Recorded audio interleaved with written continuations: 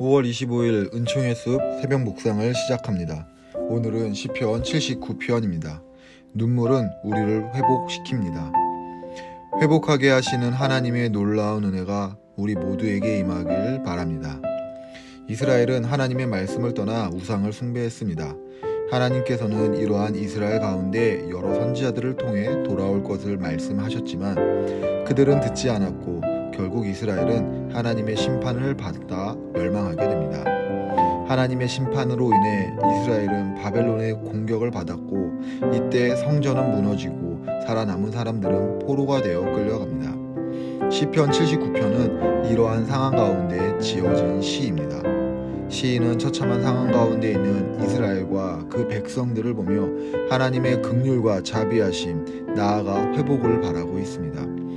그리고 그들을 향한 마음에 눈물을 통해 기도합니다.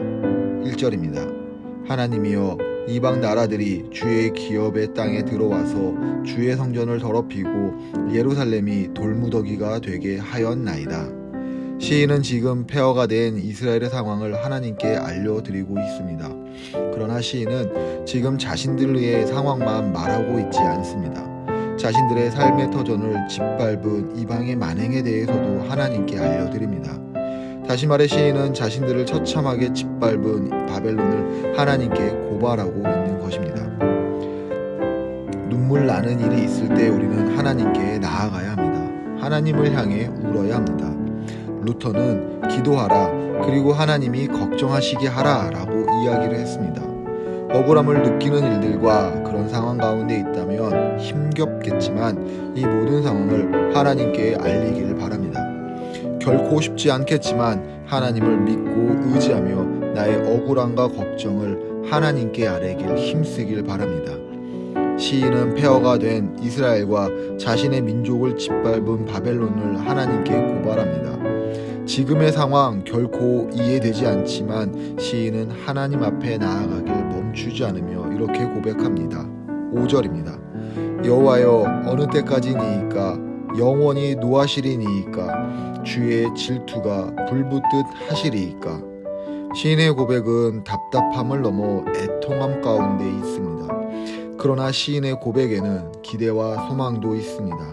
자신들을 향한 하나님의 진노가, 하나님의 심판이 영원하지 않을 것이라는 기대와 소망이 있습니다. 하나님을 향한 기대와 소망을 가진다는 것은 믿음을 포기하지 않는다는 것과 같은 말입니다.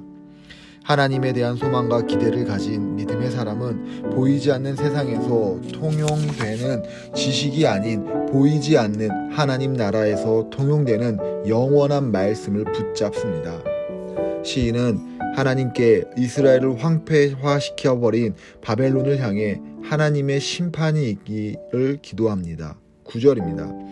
우리의 구원의 하나님이여, 주의 이름의 영광스러운 행사를 위하여 우리를 도우시며 주의 이름을 증거하기 위하여 우리를 건지시며 우리 죄를 사하소서. 시인은 시를 시작하면서 하나님을 향해 탄식하며 기도합니다. 그러나 시인은 지금의 모든 탄식의 시작이 하나님이 아닌 자신들에게 있음을 잊지 않습니다. 지금의 고통은 하나님 때문이 아닌 자신들의 죄악 때문이라는 것을 고백하고 있습니다. 이와 같이 자신의 죄를 고백하는 것을 회개라고 합니다. 회개는 회복의 시작입니다. 회개를 통해 하나님께 자신을 맡기며 하나님께 돌이키는 걸음은 결코 헛되지 않습니다. 다시 품어주시는 하나님의 회복을 경험할 수 있습니다. 하나님의 회복은 이와 같이 기도하는 한 명으로부터 시작됩니다. 하나님의 은혜를 기대하며 하나님이 사용하시는 우리 가정을 살리는, 나라와 민족을 살리는 하나님의 은혜 입은 눈물의 한 사람이 되기를 바랍니다.